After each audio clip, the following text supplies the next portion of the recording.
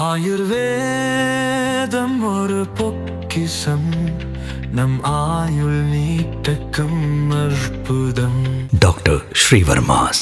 மாண்புமிகு தமிழ்நாட்டின் முதலமைச்சர் அவர்கள் கடந்த ஆகஸ்ட் திங்கள் 2ஆம் தேதி சென்னையில் ஒரு மிகப்பெரிய அளவிலான ஒரு திட்டத்தை, புதிய மருத்துவ திட்டத்தை தொடங்கி வைத்தார்கள். நலம் காக்கும் ஸ்டாலின் என்கின்ற பெயரிலான அந்த திட்டத்தை பொறுத்தவரை தமிழ்நாடு முழுவதிலும் இருக்கிற அனைத்து வட்டாரங்களிலும், வட்டாரத்திற்கு 3 என்கின்ற வகைகளிலும், பெருநகர சென்னை மாநகராட்சியில் 15 இடங்களிலும், 10 லட்சத்திற்கும் மேற்பட்ட மக்கள் தொகை கொண்ட 5 மாநகராட்சிகளில் தலா 4 என்கின்ற வகைகளிலும், 10 லட்சத்திற்கும் குறைவான மக்கள் தொகை கொண்ட மாநகராட்சிகள் 19 தலா 3 என்கின்ற வகைகளிலும் 1256 மருத்துவ முகாம்கள் நடத்தப்படும் என்று அறிவிக்கப்பட்டது. இந்த முகாம்களை பொறுத்தவரை நலம் காக்கும் ஸ்டாலின் என்கின்ற இந்த முகாம் வெறும் மருத்துவ முகாமாக மட்டுமில்லாமல் முழு உடற்பரிசோதனை முகாம்கள் என்கின்ற வகையில் இன்றைக்கு தமிழ்நாட்டில் மிகப்பெரிய அளவில் பொதுமக்களிடையே வரவேற்பை பெற்றிருக்கிறது. அந்த வகையில் இந்த வாரம் 22வது முறையாக நடைபெற்றுக் கொண்டிருக்கிறது. சென்னையோடு இணைந்து 32 மாவட்டங்களில் 45 இடங்களில் இன்றைக்கு நலம் காக்கும் ஸ்டாலின் முகாம்கள் நடத்த தொடங்கப்பட்டிருக்கிறது. கடந்த வியாழக்கிழமையோடு சேர்த்து இதுவரை 737 முகாம்கள் நடத்தப்பட்டு இதன் மூலம் முழு உடற்பரிசோதனைகள் என்கின்ற வகையில் முழுமையாக மருத்துவ பயன் பெற்றவருடைய எண்ணிக்கை 11,42,055. 11,42,055 பேரும் முழு உடற்பரிசோதனைகள் என்கின்ற வகையில் மகத்தான பலனை பெற்றிருக்கிறார்கள். மாண்புமிகு தமிழ்நாட்டின் முதலமைச்சர்களுடைய இந்த நலம் காக்கும் ஸ்டாலின் என்கின்ற சீரிய திட்டத்தில் இந்த முகாம்களில் பயன்பெறுபவர்கள் அங்கீகரிக்கப்பட்ட காப்பீட்டு திட்டத்திற்கான அட்டைகளையும் உடனடியாக பெற்றுச் செல்லுகிறார்கள். அவர்கள் மட்டுமே இந்த முகாம்களின் வாயிலாக 34,933 பேர் பயன்பெற்றிருக்கிறார்கள். மாற்றுத்திறனாளிகளுக்கும் அந்தந்த இடங்களிலேயே சான்றிதழ்கள் வழங்கப்பட்டுக் கொண்டிருக்கிறது. அந்த வகையில் பயன்பெற்றிருக்கிற மாற்றுத்திறனாளிகளின் எண்ணிக்கை 43,978.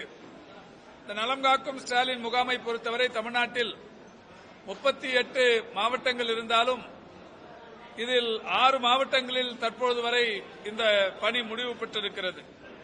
நீலகிரி, மயிலாடுதுறை, பெரம்பலூர், காஞ்சிபுரம், திருப்பத்தூர் மற்றும் நாகப்பட்டினம் ஆகிய 6 மாவட்டங்களில் இந்த பணி முழுமையாக முடிவுற்றிருக்கிறது.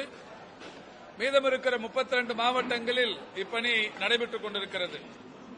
இந்த முகாம்களை பொறுத்தவரை பொது மருத்துவம், குழந்தைகள் நல மருத்துவம், இருதய மருத்துவம், எலும்பியல் மருத்துவம், நரம்பியல் மருத்துவம், தோல் மருத்துவம், மகப்பேறியல் மற்றும் மகளிர் மருத்துவம், கண் மருத்துவம், காது மூக்கு தொண்டை மருத்துவம், இயன்முறை மருத்துவம், பல் மருத்துவம், மனநல மருத்துவம், நுரையீரல் மருத்துவம், நீரிழிவு மருத்துவம், கதிரியக்கவியல் மருத்துவம், பொது அறுவை சிகிச்சை, சித்தா மற்றும் இந்திய முறை மருத்துவம் என்று 17 வகையான மருத்துவ முறைகள் இந்த நலம் காக்கும் ஸ்டாலின் திட்டத்தில் வழங்கப்பட்டு வருகிறது. இதை பொறுத்தவரை இந்த முகாம்களில் அமைப்பு சாரா தொழிலாளர்களுக்கு நலவாரியத்தின் மூலம் முழு உடற்பரிசோதனைகள் செய்யப்பட்டு அவர்களுக்கான நலத்திட்ட உதவிகளும் வழங்கப்பட்டு வருகிறது. மாற்றுத்திறனாளிகளுக்கான அங்கீகரிக்கப்பட்ட சான்றிதழ்கள், விரிவான மருத்துவ காப்பீட்டு திட்டத்தில் பதிவு செய்தல் போன்ற பல்வேறு பணிகள் இந்த முகாம்களில் நடைபெற்றுக் கொண்டிருக்கிறது. அந்த முகாம்களில் ஒன்றாகத்தான் இன்னும் கொஞ்ச நேரத்தில் நான் பள்ளிக்கரணையில் நடைபெறுகிற முகாமுக்கு சென்று ஆய்வு செய்யவிருக்கிறேன். இந்த நிலையில் இன்று காலை சைதாப்பேட்டையில் சமுதாய பொருளாதார மன்றம், நம்முடைய காரணீஸ்வரர் தேவஸ்தானத்தின் சார்பிலும், இங்கே இருக்கிற செங்குந்தர் பேரவையின் சார்பிலும் சமுதாய பொருளாதார மன்றம் என்கின்ற அமைப்பு இந்த பகுதியில் இருக்கிற மக்களுக்கு, குறிப்பாக தேரடி தெரு, சுப்பிரமணியமூர்த்தி தெரு, காரணீஸ்வரர் கோவில் தெரு, அதேபோல் கூத்தாடும் பிள்ளையார் கோவில் தெரு போன்ற VS வாத்தியார் சுப்பராயன் முதலி தெரு போன்ற பல்வேறு சாலைகளில் இருக்கிற பல்லாயிரக்கணக்கான மக்கள் பயன்பெறுகிற வகையில் ஒரு மருத்துவ முகாம் இங்கே நடத்தப்பட வேண்டும் என்கின்ற கோரிக்கை வைத்து அந்த வகையில் அப்போலோ நிர்வாகத்தின் சார்பில் பல்வேறு சிறப்பு துறைகள் உள்ளடக்கிய ஒரு மருத்துவ முகாம் தற்பொழுது தொடங்கி வைக்கப்பட்டிருக்கிறது. சமுதாயத்தின் பெரியவர்கள் இந்த முகாமில் பங்கேற்று பொதுமக்களுக்கு சேவையாற்ற தொடங்கி இருக்கிறார்கள். இந்த முகாமை பொறுத்தவரை ஆயிரக்கணக்கானவர்கள் பலன் பெறுகிற வகையில் இந்த முகாம்கள் தற்பொழுது மிக சிறப்பாக தொடங்கப்பட்டிருக்கிறது. வடகிழக்கு பருவமழையை ஒட்டி ஒவ்வொரு ஆண்டும் ஒரு 10,000த்திற்கும் மேற்பட்ட மருத்துவ முகாம்களை தொடர்ச்சியாக இந்த துறை நடத்தி கொண்டிருக்கிறது. இந்த ஆண்டு வடகிழக்கு பருவமழை அக்டோபர் 16ஆம் தேதி தொடங்கி தற்போது முடிவு பெற்றிருக்கிறது. அக்டோபர் 16ஆம் தேதி தொடங்கிய வடகிழக்கு பருவமழையினால் பெய்த இந்த மழை என்பது நமக்கு போதுமானதாக சென்னையின் நீர்நிலைகளை நிரப்பியதாக இருந்து கொண்டிருக்கிறது என்றாலும் மக்களுக்கு எந்தவிதமான மழைக்கால நோய் பாதிப்புகளும் இருக்கக்கூடாது என்கின்ற வகையில் மாண்புமிகு தமிழ்நாட்டின் முதலமைச்சருடைய வழிகாட்டுதலோடு 10,000 முகாம்கள் என்று நடத்த தொடங்கி இதுவரை 81,433 முகாம்கள் நடத்தப்பட்டிருக்கிறது. மருத்துவத்துறையின் வரலாற்றில் ஒரு பருவமழைக்கு 80,000த்திற்கும் மேற்பட்ட மருத்துவ முகாம்கள் நடத்தப்படுவது இதுவே முதல் முறை. அந்த வகையில் இன்றைக்கு தமிழ்நாடு முழுவதிலும் அனைத்து குக்கிராமங்களிலும் மலை கிராமங்களிலும் சென்னை போன்ற மாநகர பகுதிகளில் அனைத்து தெருக்களிலுமே இந்த மழைக்கால சிறப்பு மருத்துவ முகாம்கள் 81,433 நடத்தப்பட்டு அதன் மூலம் பயன்பெற்றிருப்பவர்கள் 33,732 பேர். இந்த 33,732 பேரில் காய்ச்சல் பாதிப்புக்குள்ளானவர்களாக கண்டறியப்பட்டவர்கள் 20,452 பேர். இருமல் சளியால் பாதிக்கப்பட்டவர்கள் 2,22,005 பேர். வயிற்றுப்போக்கு பாதிப்புக்குள்ளானவர்கள் 3,436 பேர். இவர்களுக்கெல்லாம் அரசின் சார்பில் சிகிச்சை அளிக்கப்பட்டு அனைவருமே நன்றாக இருக்கிறார்கள் என்பது மகிழ்ச்சியான செய்தி. எனவே இந்த துறையின் சார்பில் வடகிழக்கு பருவமழையை ஒட்டி நடத்தப்பட்ட முகாம்களில் இவ்வளவு மக்கள் 33 லட்சத்திற்கும் மேற்பட்ட மக்கள் பயன்பெற்றிருப்பது என்பதும் பருவமழை வரலாற்றில் இதுவே முதல் முறையாகும்.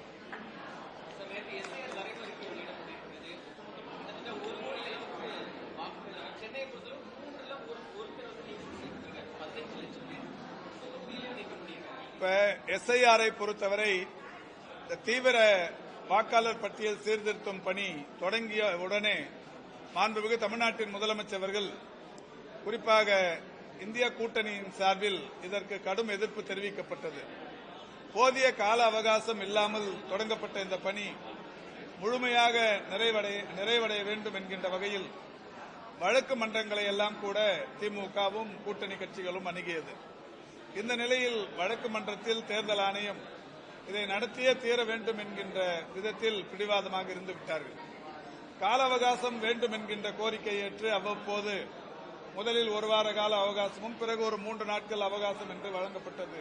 என்றாலும் இந்த குறுகிய கால இடைவெளிதான். இந்த நிலையில் திமுக தேர்தல் ஆணையம் அறிவித்துவிட்ட காரணத்தினால் அதில் BLA 2க்கள் என்று சொல்லப்படுகிற வாக்குச்சாவடி முகவர்களை வைத்து இந்த பணியினை முழுமையாக செய்து முடித்திருக்கிறது. தமிழ்நாட்டில் இருக்கிற 68,000த்திற்கும் மேற்பட்ட அனைத்து வாக்குச்சாவடிகளுக்கும் திமுக கழகத்தின் சார்பில் BLA 2க்களை நியமித்து அதை தேர்தல் ஆணையத்தில் பதிவும் செய்து BLOக்களுடன் இணைந்து இந்த பணியினை திமுக மிக சிறப்பாக களப்பணி ஆற்றியது.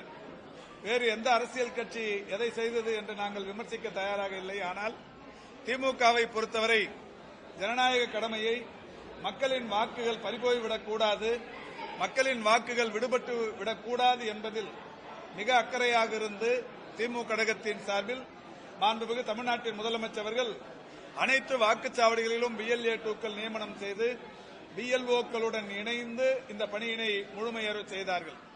அந்த வகையில் செய்ததற்கு பிறகு தேர்தல் ஆணையத்தின் சார்பில் தற்பொழுது ஏறத்தாழ 94 லட்சத்திற்கும் மேற்பட்ட வாக்குகள் நீக்கப்பட்டதாக அறிவிக்கப்பட்டிருக்கிறது. சென்னையை பொறுத்தவரை 14,25,000த்திற்கும் மேற்பட்ட வாக்குகள் நீக்கப்பட்டதாக அறிவிக்கப்பட்டிருக்கிறது. சென்னையில் 16 தொகுதிகளை மட்டுமே அது சொல்லியிருக்கிறார்கள். ஒட்டுமொத்த மாநகராட்சி எல்லைக்குள் உட்பட்ட தொகுதிகள் என்று எடுத்துக்கொண்டால் ஏறத்தாழ 20 லட்சத்தை நெருங்கும். சோழிங்கநல்லூரில் மட்டுமே 2.5 லட்சம் வாக்குகள் நீக்கப்பட்டிருக்கிறது. சோழிங்கநல்லூர், ஆலந்தூர், அதேபோல் அம்பத்தூர், மதுரவாயில் போன்ற தொகுதிகள் எல்லாம் ஒரு 6 தொகுதிகள் சென்னை மாநகராட்சி எல்லைக்குள் உட்பட்ட தொகுதிகள் என்றாலும் மாவட்ட ஆட்சி நிர்வாகத்தின் கீழ் இருக்கிற இந்த 16 தொகுதிகளில் மட்டும் 14,25,000 வாக்குகள் நீக்கப்பட்டிருக்கிறது. ஒவ்வொரு தொகுதிக்கும் சராசரியாக 1 லட்சம் வாக்குகள் அளவுக்கு சென்னையில் நீக்கம் செய்யப்பட்டிருக்கிறது. இதில் இறந்தவர்களுடைய வாக்குகள் தொடர்ச்சியாக திமுக கழகத்தின் சார்பில் ஒவ்வொரு தேர்தல் நேரத்திலும் அவைகள் நீக்கப்பட வேண்டும் என்கின்ற வகையில் வைத்த கோரிக்கை தேர்தல் ஆணையத்தால் தொடர்ந்து நிராகரிக்கப்பட்டு வந்தது.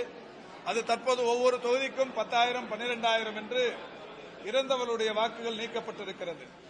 இந்த நிலையில் தற்போது நீக்கப்பட்டிருப்பதாக இருக்கிற வாக்குகள் மட்டுமல்லாது சேர்க்கப்பட்டிருக்கிற வாக்குகளிலுமே கூட இன்னமும் ஆவணங்கள் தரப்பட வேண்டும் என்று பல்லாயிரக்கணக்கான வாக்குகள் இருக்கிறது. குறிப்பாக தற்போது சைதாப்பேட்டையில் ஏற்றுக்கொள்ளப்பட்ட வாக்காளர்கள் என்று 1,86,000க்கும் மேற்பட்டவைகள் சொல்லியிருந்தாலும் 12,099 வாக்காளர்களுக்கு ஆவணங்கள் தரப்பட வேண்டும் என்று சொல்லப்பட்டிருக்கிறது.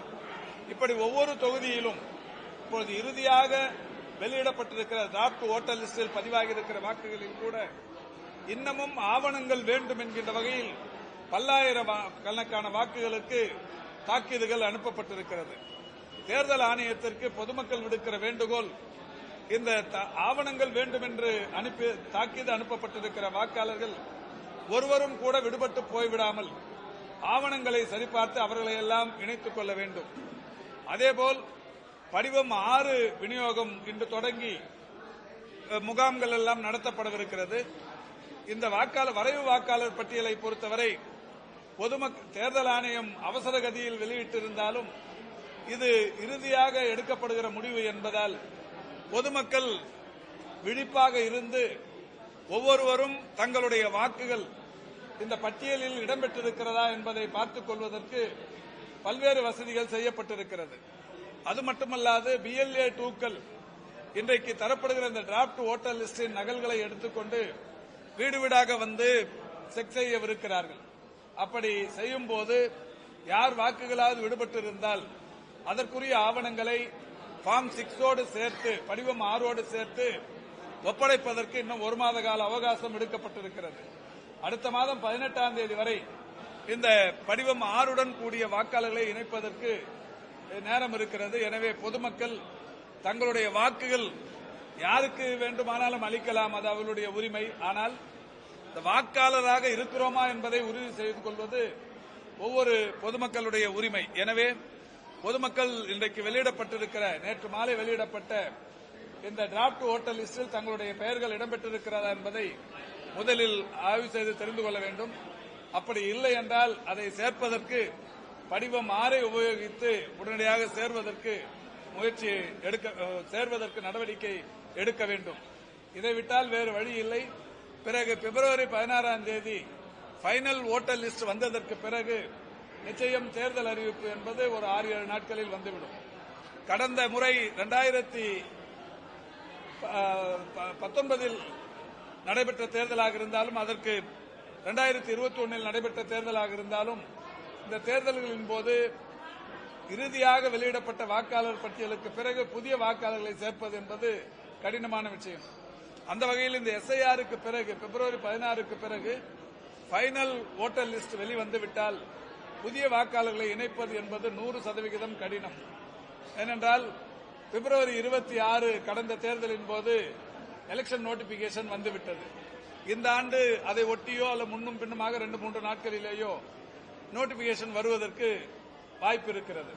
எனவே 16ஆம் தேதிக்கு பிறகு எப்போது வேண்டுமானாலும் தேர்தல் அறிவிப்பை எதிர்பார்த்து காத்திருக்கலாம்.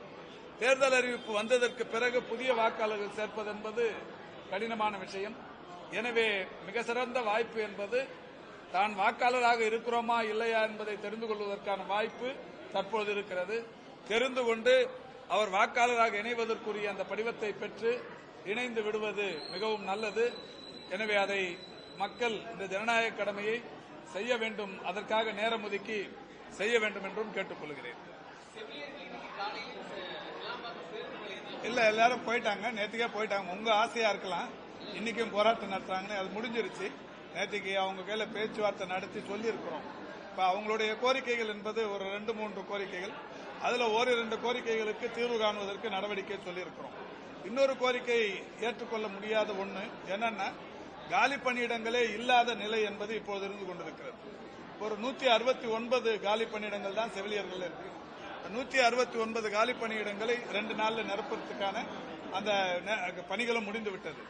அவங்க அந்த தற்காலிகமாக ஒப்பந்த அடிப்படையில் வந்த பணியிடங்கள்லாம் நிரப்பணும்னு சொல்றாங்க. அது இந்த ஆட்சி வந்ததுக்கு அப்புறம் இதுவரைக்கும் 3614 பேருக்கு பணியாணைகளை தந்திருக்கிறோம்.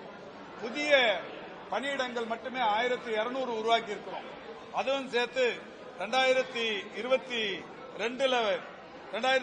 ஒரு 251 பேருக்கும், 2022 678 பேருக்கும், 2023 489 பேருக்கும், 2024 1694 பேருக்கும், 2025 இப்போ ஒரு 502 பேருக்கும் கொடுத்திருக்கோம். இப்போ ஒரு 169 பேருக்கு கொடுக்க போறோம். இந்த எம்ஆர்பி செவிலியர்கள், இந்த ஒப்பந்த செவிலியர்கள் இந்த கான்செப்டே எப்போ உருவாச்சுன்னா, ஜெயலலிதா அம்மையார் முதலமைச்சராக இருந்த போதுதான், 2014-15 தான். அதுக்கு முன்னாடி எல்லாம் பர்மனன்ட் போஸ்ட் தான். இந்த ஒப்பந்த செவிலியர்கள் இந்த கான்செப்ட் 14-15க்கு அப்புறம் தான் வந்தது. இன்னைக்கு எடப்பாடி பழனிசாமி போன்றவர்கள்லாம் அறிக்கை விடுறாங்க. ஆனா உண்மையிலேயே பாக்கிறதுக்கு, அதை கேட்கறதுக்கும் மற்றவர்களும் ஒரு மாதிரியா இருக்கு. என்ன காரணம்னா, இது வந்ததே, இந்த பிரச்சனைகள் வந்ததே காரணம் அவங்க தான். 2014-15 இந்த ஒப்பந்த செவிலியர்கள் நியமனத்தை ஏற்படுத்தும் அவங்க தான். 2019-20 கொரோனா பேரிடர் காலத்தில் ஒப்பந்த செவிலியர்களை கூடுதல் படுத்தும் அவங்க தான். அதை பண்ணிட்டு எந்த விதமான விதிமுறைகளுக்கும் இல்லாம இது மாதிரி பண்ணிட்டு, அப்ப இவ்வளவு பேரை பணிரந்தனம் பண்றதுக்கோ கூடுதல் பணியிடங்களை உருவாக்குவதற்கோ எந்த நடவடிக்கையும் எடுக்கல. ஆனா இன்னைக்கு அவங்க போராட்டம் சொன்ன உடனே நீலி கண்ணீர் வடிக்கிறாங்க. இந்த அரசை பொறுத்தவரை மாண்புமிகு தமிழ்நாட்டின் முதலமைச்சர்கள் இதுவரை இந்த அரசு பொறுப்பேற்றதற்கு பிறகு ஒப்பந்த செவிலியர்களாக இருந்தவர்களை பணி நிரந்தரம் செய்திருப்பது 3783. இதை அவங்களுமே மகிழ்ச்சியோடு ஒப்புக்கொள்கிறார்கள். அவருடைய கோரிக்கை இன்னமும் கூடுதல் இடங்களை உருவாக்கணுங்கள். கூடுதல் இடங்களை இன்னும் 8322 பேர் ஒப்பந்த செவிலியர்களாக இருக்கிறார்கள். இவங்களுக்கெல்லாம் இந்த ஆட்சி வரத்துக்கு முன்னாடி 14,000 ரூபாய் சம்பளமா இருந்தது. முதல்வர் அவர்கள் 4,000 ரூபாய் உயர்த்தி 18,000 ரூபாயா உயர்த்தி கொடுத்திருக்கிறாங்க. இப்ப இந்த 8322 பேருக்கு காலி பணியிடங்கள் உருவாக இவர்கள் எல்லாம் உள்ளே வருவார்கள். இப்ப இவங்களோட கோரிக்கை புதிய காலி பணியிடங்களை உருவாக்குங்கள் என்பது. அது இப்ப முடியாத காரியம். இது ஒரு துறையில மட்டும் இல்ல, இப்ப எல்லா துறைகள்லயும் இந்த ஒப்பந்த பணி நியமனங்கள் இருக்கு. எல்லா மாநிலங்கள்லயும் இருக்கு, ஈவன் ஒன்றிய அரசாங்கத்திலயும் இருக்கு. ஒப்பந்த பணியிடங்களை எல்லாம் உடனடியா பணி நிரந்தரம் பண்றதுக்கு காலி பணியிடங்கள் இருந்தாதான் நிரப்ப முடியும்.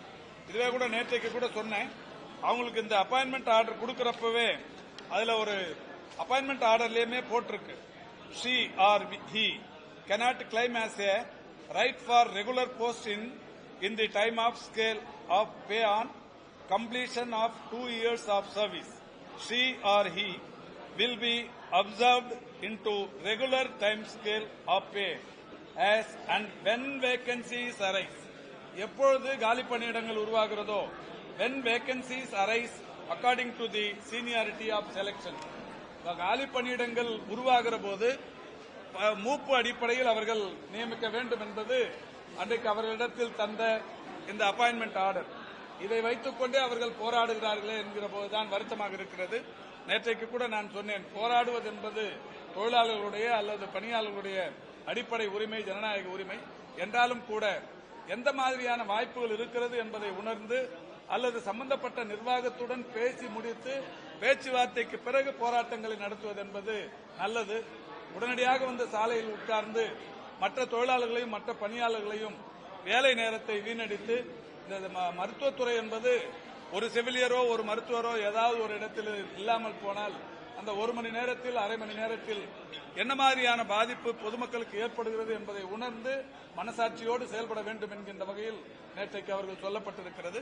நேற்றைக்கு அவர்கள் போராட்டம் முடித்து இல்லம் திரும்பி இருக்கிறார்கள்.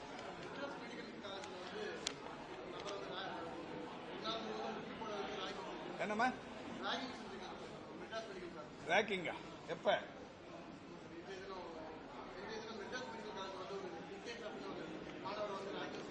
என் கவனத்துக்கு வரல. இப்ப நான் விசாரிச்சு நடவடிக்கை எடுப்பேன்.